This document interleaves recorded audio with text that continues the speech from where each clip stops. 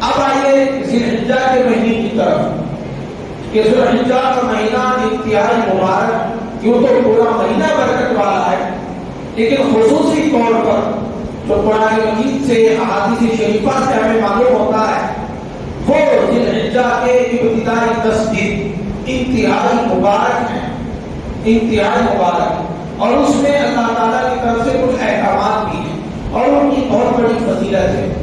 چنانچہ حضرت عبداللہ بن عباس رضی اللہ تعالیٰ اس حدیث پاک کے راوی ہیں، فرماتے ہیں کہ آقا صلی اللہ علیہ وسلم نے ارشاد فرمایا کہ اللہ تبارک و تعالیٰ کی بارگاہ میں کسی دن کا عمل اتنا محبوب نہیں ہے، اتنا پسندیدہ نہیں ہے جتنا ذی الحجہ کے پہلے 10 دنوں میں کیے جانے والا عمل۔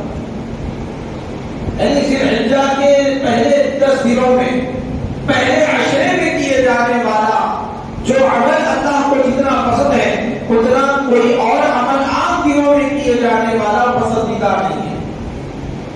صحابہ اکرام نے عرض کیا یا رسول اللہ صلی اللہ علیہ وسلم کیا جہاد فی سبیل اللہ سے بڑھ کر محبوب ہے ذی الحجہ کے 10 دنوں میں کیے جانے والا عمل؟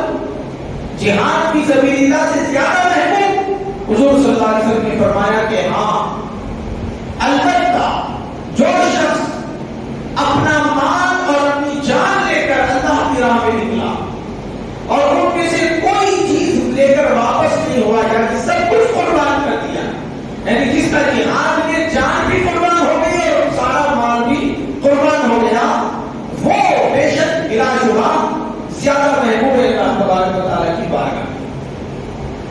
تو محترم بزرگوں دوستوں، ایسی بہت ساری روایتیں ہیں، اور جیسے کہ میں نے ابتدائی خطبہ مسنہ میں جن آیات کی تلاوت کا شرف حاصل کیا، اللہ تعالیٰ نے اس کے اندر کیا فرمایا؟ والفجر ولیال عشر، فجر کی قسم ہے اور 10 راتوں کی قسم ہے۔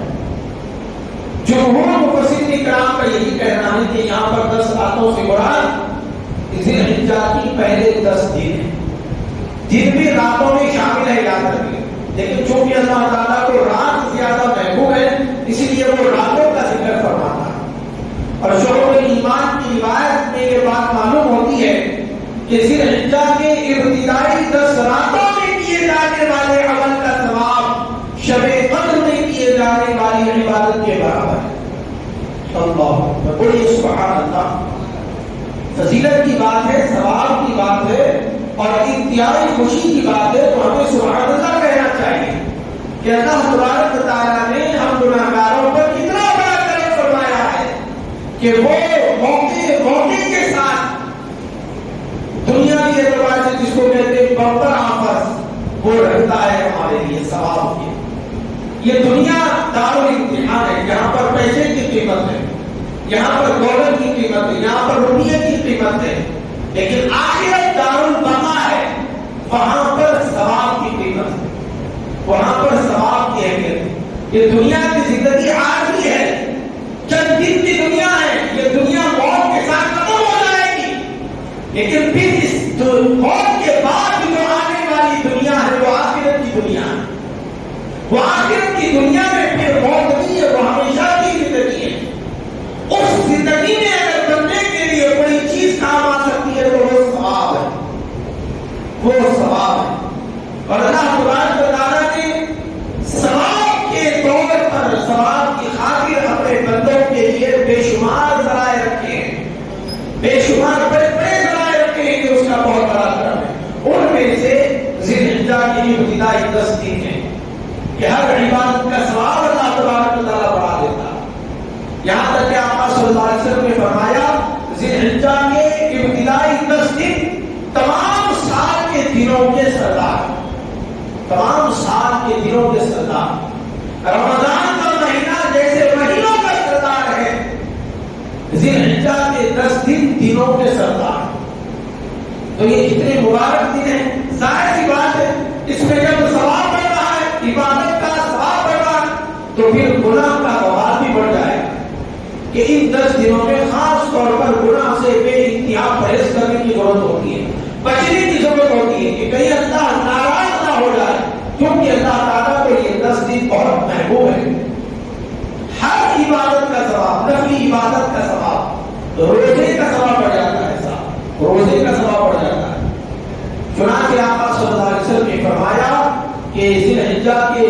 دنوں میں 10 دن میں تو 10واں دن عید الاضحیٰ کا ہوتا ہے، اس کے روزہ نہیں رکھتے. باقی جو 9 دن ہیں 9 دنوں میں روزے کا ثواب حضور نے بیان فرمایا، ہر روزے کا ثواب پورا سال روزہ رکھنے کے برابر ملتا ہے. بولیے سبحان اللہ. یعنی پورا سال اگر کوئی بندہ روزہ رکھتا ہے تو اس کو جتنا ثواب ملتا ہے اتنا ثواب ذی الحجہ کے 10 دنوں میں 1 دن کے روزے کا ثواب ملتا ہے. تو اب اس کے حساب سے 9 روزے اگر وہ رکھے گا تو کتنا ثواب ملے گا. پھر اتنا ہی نہیں، پھر آقا صلی اللہ علیہ وسلم نے عرفات کے روزے کا ثواب بیان فرمایا. یوم عرفات کو جو روزہ رکھتا ہے اس کا ثواب بتایا گیا کہ حضور نے فرمایا میں اللہ کی رحمت سے امید کرتا ہوں کہ اللہ تعالیٰ پچھلے سال آنے والے سال کے روزے کا ثواب اس روزے کے توفیل عطا فرما دے اور گناہ صغیرہ کو معاف فرما دے. پچھلے سال کیے جانے والے گناہ، آئندہ سال ہونے والے گناہ صغیرہ، چھوٹے گناہوں کو اللہ تعالیٰ اس ایک روزے کے توفیل میں معاف فرما دے. تو محترم بزرگوں اور دوستوں، ان دنوں کی قدر کرنی چاہیے، ان دنوں کا احترام کرنا چاہیے، اور جن لوگوں پر قربانی واجب ہے ان کے لیے یہ مستحب ہے کہ وہ ان 10 دنوں میں ناخن اور اپنے بال نہ کاٹیں، ناخن نہ تراشے اور بال نہ کاٹے. مستحب ہے، مستحب ہے. لہذا ناخن اور بال کاٹنے کا جو وقت ہے وہ 29 ذی الحجہ تک ہے، 29 ذو القعدہ تک ہے. 29 ذو القعدہ تک بہتر ہے تمام مسلمان بال اور ناخن تراش لیں، خواہ وہ قربانی کرنے والے ہو یا قربانی نہ کرنے والے.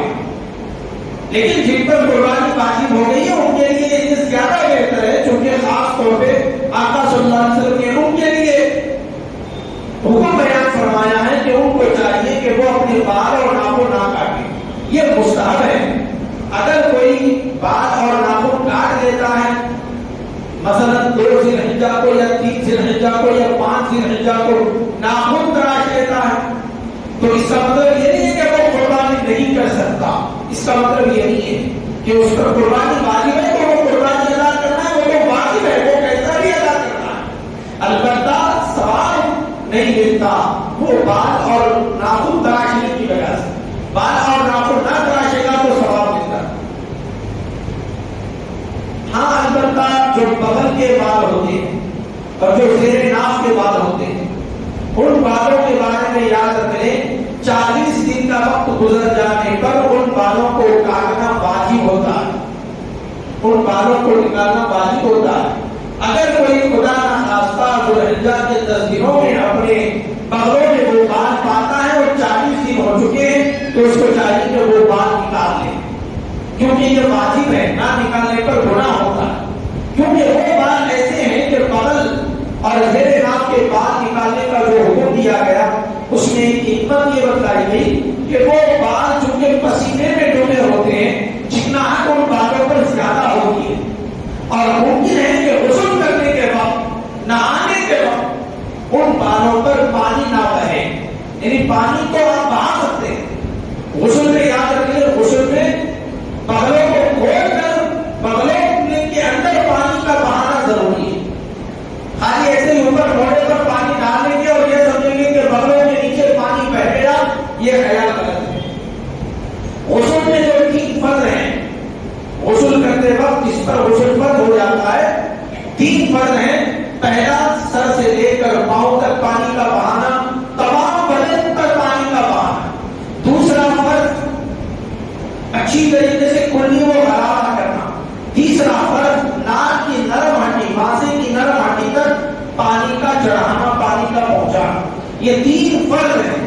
ان میں سے اگر ایک بھی بال بنا پر بھی سوکھا رہ گیا تو غسل ادا نہیں ہوگا. تو اسی لیے غسل میں 5 چیزوں کا خاص خیال رکھنا. ایک، بغلوں کا ذکر میں نے کیا، بغلوں کے اندر جو ہے پانی کو اچھی طریقے سے بہانا.